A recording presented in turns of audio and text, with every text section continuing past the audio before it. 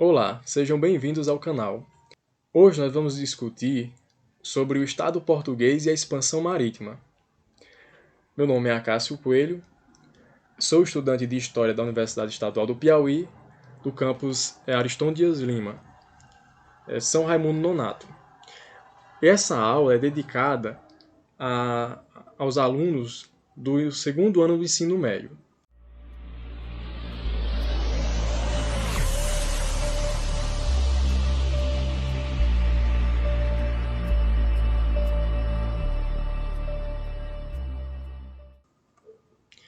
A conquista do espaço e a expansão marítima são temas que alguns historiadores fazem um paralelo, uma relação entre eles, porque ambos envolviam o interesse de conquistar novos espaços, envolvia disputas de poder, envolviam o interesse de explorar novos recursos, interesses econômicos, entendeu? E envolvia também o desenvolvimento de novas tecnologias, o desenvolvimento tecnológico.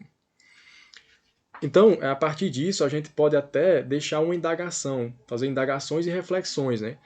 Que relações a gente pode traçar entre entre o projeto de conquista do espaço e de expansão marítima?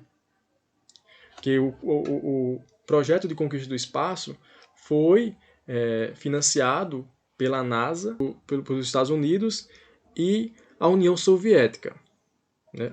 Ambos competiam nessa corrida por conquista do espaço, pela conquista do espaço. E a expansão marítima, que foi um empreendimento dos estados europeus, sobretudo dos portugueses e espanhóis, que também disputavam essa conquista da expansão marítima. Então, qual interesses em comum motivaram por exemplo, a NASA a investir na expansão marítima? E quais interesses também motivaram os estados modernos europeus a empreender esse projeto de expansão marítima? E o que levou homens a participarem de empreendimentos tão arriscados, de projetos tão arriscados como esses?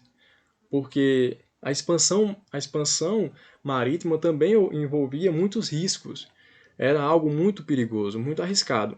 Nem todo mundo tinha coragem de enfrentar oceanos, mares, ainda o mar que nunca tinha sido cruzados, que nunca tinham sido navegados. O grande apelo ao desconhecido. Nessa época, quando a gente vai abordar um tema que ocorreu há 5 séculos atrás, a gente não pode vislumbrar ou analisar esse tema, esses fatos, com o olhar que a gente tem hoje. Por exemplo, nessa época, a gente não tinha, há 5 séculos atrás, a gente não tinha um conhecimento do globo a partir de fotografias feitas por satélites. Não tínhamos.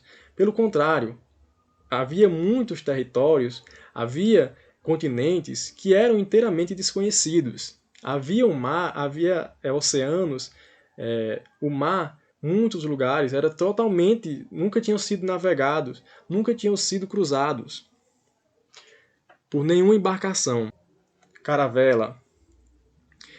Então, e tinha muitos mitos envolvendo isso. Por isso que alguns historiadores ressaltam o caráter, o espírito aventureiro desses homens.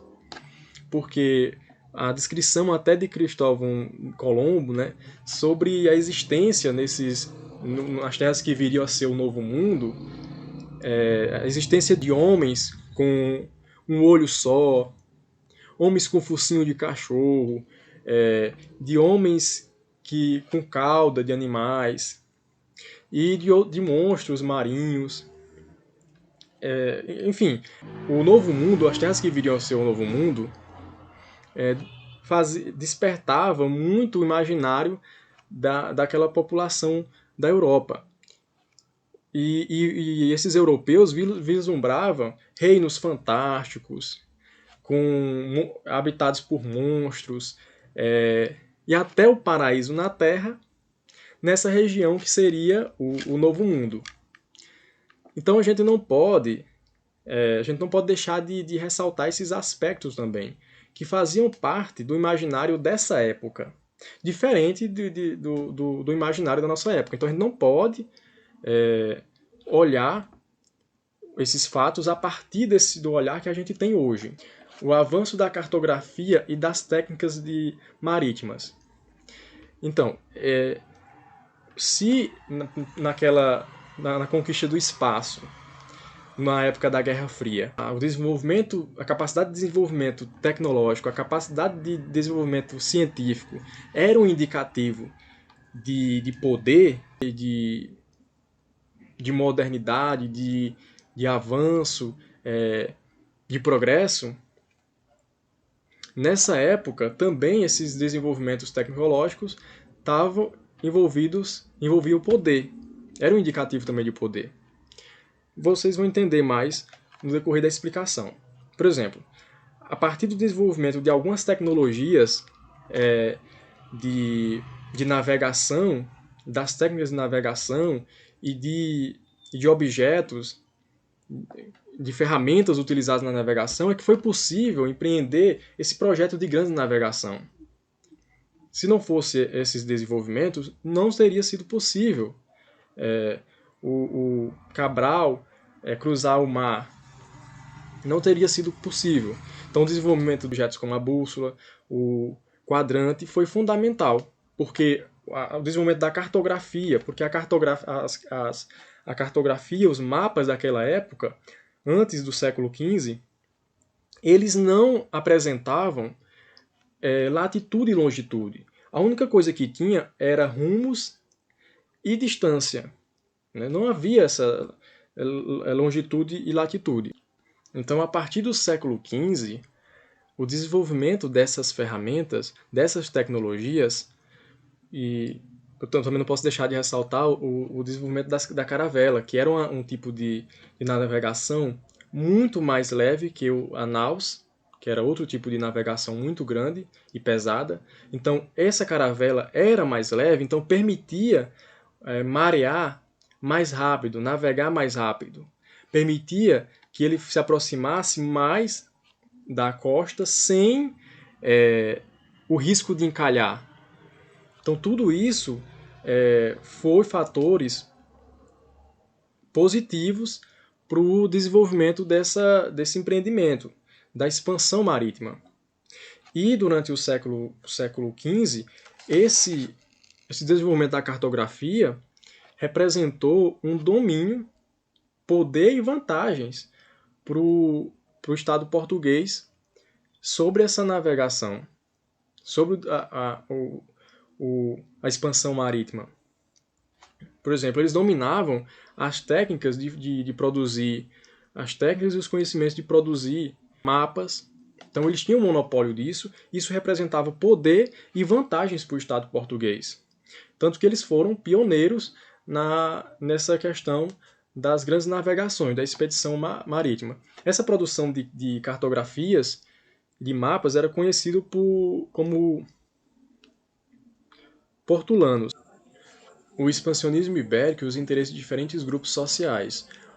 Esse expansionismo, essas grandes navegações, reunia ou atraía o interesse de diversos grupos sociais, como a nobreza, a burguesia interessado em novas terras para serem exploradas, interessados na ampliação, no alargamento do seu comércio, os reis que também estavam interessados na exploração de novas fontes, né, de riquezas, e o clero. O clero também estava interessado, porque essas grandes navegações estava atrelado ao interesse de catequização de novos fiéis, de implementação desse projeto de catequização. e, enfim, reunia o interesse de diversos grupos daquele contexto, europeus. A escassez de metais preciosos na Europa do século XV. A gente falou sobre o interesse aventureiro que envolvia essas grandes navegações. E não devemos tratar esse interesse aventureiro como uma fantasia desprezível, porque temos que levar em consideração a mentalidade daquela época. Mas não podemos deixar de ressaltar que o interesse material, que o interesse econômico tinha um peso muito maior nesse processo. Ou seja, as grandes navegações não se resumia ao interesse pelo aventureiro. Não se resumia a isso. Tinha um interesse econômico, tinha um interesse de exploração de novos territórios. Por exemplo, dois produtos eram muito importantes e eram muito desejados pelos europeus. Eram muito desejados, como o ouro. O ouro era utilizado por conta dessa demanda, né? Porque o ouro era utilizado para cunhar a moeda e para a decoração dos templos. O ouro era utilizado para a confecção de roupas e as especiarias. As especiarias eram os condimentos, os temperos, como a canela, a pimenta, o cravo, a noz moscada, o gengibre. Isso eram produtos muito valiosos. Por exemplo, o valor deles estava diretamente relacionado com as técnicas de conservação, as técnicas precárias de conservação de alimentos dessa época. É importante ressaltar que nessa época não existia o freezer, evidentemente não existia o freezer, não existia a geladeira, não existia os conservantes que nós temos hoje. Então, como é que eles faziam a conservação desses alimentos? Através da ação do sol. No período do verão, próximo ao verão, eles começavam a abater uma grande quantidade de carne, de gado. Abatiam esse gado, que era uma época em que o alimento, que a pastagem ficava mais escassa. Então eles abatiam esse gado e esse gado era conservado a partir da ação do sol e com sal. Isso fazia com que essa carne ficasse com um gosto, com um cheiro intragável. E eles utilizavam essas especiarias para disfarçar o que era desagradável nesses alimentos. É importante ressaltar que nesse período, enfatizar que nesse período a Europa era conhecida como uma nação carnívora. Então se alimentava, fazia parte da base alimentar deles a carne. E essas especiarias também eram utilizadas para remédio, né, para esse fim medicinal, e utilizado também como perfumarias. E nesse período, as técnicas de higiene eram muito também precárias. Então, por exemplo, no navio, eles passavam 2 meses, 3 meses nessas grandes navegações e até 3 anos numa expedição. E esses navios eles traziam alguns animais para suprir a necessidade de carne fresca. Eles traziam alguns animais, como porcos, ovelhas, essas coisas, galinha. E esses animais eles faziam sua necessidade dentro do navio e também eles não tomavam banho dentro do navio. Isso tudo contribuía para que o cheiro dentro das caravelas fossem insuportáveis. Então a necessidade dessas perfumarias para disfarçar esse mau cheiro era muito importante, né? Algumas especiarias eram tão raras e tão valiosas que eram considerados produtos restritos ao consumo de pessoas abastadas, pessoas que tinham muita condição nessa época, como o açúcar. Né? O açúcar era um produto restrito ao consumo de pessoas que tinham, apenas ao consumo de pessoas que tinham condição, né? As pessoas mais pobres não consumiam açúcar. O café, a pimenta, entendeu? Eram produtos muito valiosos dentro dessa sociedade europeia do século XV. Os portugueses eles foram os pioneiros nessa expedição e nessa expansão marítima, nessas grandes navegações. Eles foram os primeiros a alcançar aqui o continente asiático. Né? Continente asiático aqui. Quais são os fatores que explicam esse expansionismo e esse pioneirismo? Bem, fatores como a consolidação mais precoce do regime monárquico, a escassez de matéria-prima no território, no território de Portugal, fez com que eles fossem buscar em outros territórios essas matérias-primas. Também a presença de um grupo mercantil forte e enriquecido em Portugal, o interesse de conquistar novos fiéis, de colonizar, né? Mas, sobretudo, o que permitiu esse empreendimento foi o desenvolvimento, como já foi citado anteriormente, das tecnologias náuticas, como o quadrante, a bússola e a própria caravela, que era uma embarcação mais leve, mais ágil, mais manejável. Bartolomeu Dias, ele consegue alcançar o Cabo da Boa Esperança, porque desde 1482, na administração do rei Dom II, esse expansionismo, esse projeto de expansão das navegações, das grandes navegações, recebeu um impulso na administração do Dom João II. E a partir de 1487 a 1488, Bartolomeu Dias ele consegue aqui fez essa rota aqui, ó, que está na linha preta, até o Cabo da Boa Esperança. E o Vasco da Gama encontra o caminho das Índias, já em 1497. Sob a administração, ele foi enviado pelo rei Dom Emanuel I, né? E ele consegue fazer essa rota aqui em amarelo. Passa pelo Cabo da Boa Esperança, faz uma pausa na costa africana e consegue chegar no continente asiático. Dom Pedro, Pedro Álvares Cabral, na verdade, ele ele era um diplomata, ele era conhecido na corte portuguesa por ser um hábil diplomata, por ser um negociador muito hábil. Então, o rei Dom Emanuel, em 1500, envia ele para a Ásia para fazer negociações diplomáticas com os reis dessa região asiática. Então, ele faz essa viagem, essa expedição, só que ele muda a rota da sua viagem. Ele toma uma posição mais para o oeste, que fez com que ele fosse de encontro às terras da ilha de Vera Cruz, que foi o primeiro nome dado às terras brasileiras. Depois ele retoma a viagem até a Ásia.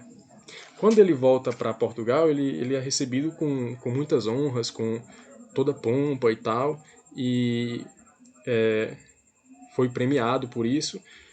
Mas alguns historiadores até fazem uma reflexão se os portugueses já conheciam ou não, tinham conhecimento da existência dessas terras que viria a ser o Brasil. Se isso foi intencional, se essa mudança na rota foi intencional ou não. Mas isso é algo que não interfere na compreensão histórica, não interessa muito para a compreensão histórica se foi intencional ou não. Os espanhóis foram os principais concorrentes e rivais dos portugueses nesse projeto de expansão marítima, nesse projeto das grandes navegações. Só que os espanhóis eles buscaram uma rota mais ao oeste para realizar esse projeto de grandes navegações e de descoberta das Índias, né, de uma rota para as Índias.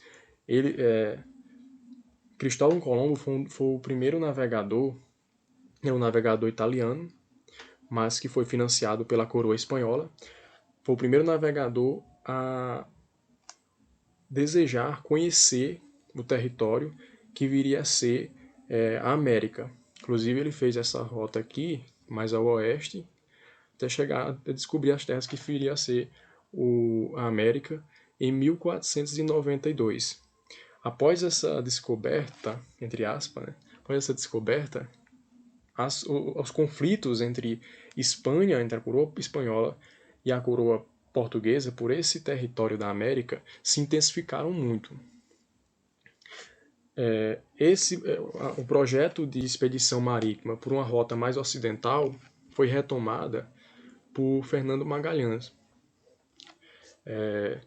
que ele era um português, era um navegador português. Ele apresentou seu projeto de navegação por essa rota mais ao oeste para o rei de Portugal, mas o rei de Portugal não deu importância e rejeitou esse projeto. Então ele procurou a coroa espanhola para apresentar o projeto, e o projeto foi aceito. E o rei da Espanha manda 5 navios para essa expedição e 237 homens. Ele faz essa rota pelo Atlântico, pelo Oceano Atlântico, faz uma pausa no território que viria a ser o Brasil, passa por esse estreito que ficou conhecido como Estreito de Magalhães e encontra esse oceano aqui muito pacífico, muito calmo, que ele dá o nome de Oceano Pacífico. Essa expedição foi a primeira que fez o navegação, ou seja, navegou todo o círculo da Terra. Foi a primeira navegação que realizou esse feito. E ele vem até as Filipinas, aqui, em 1521.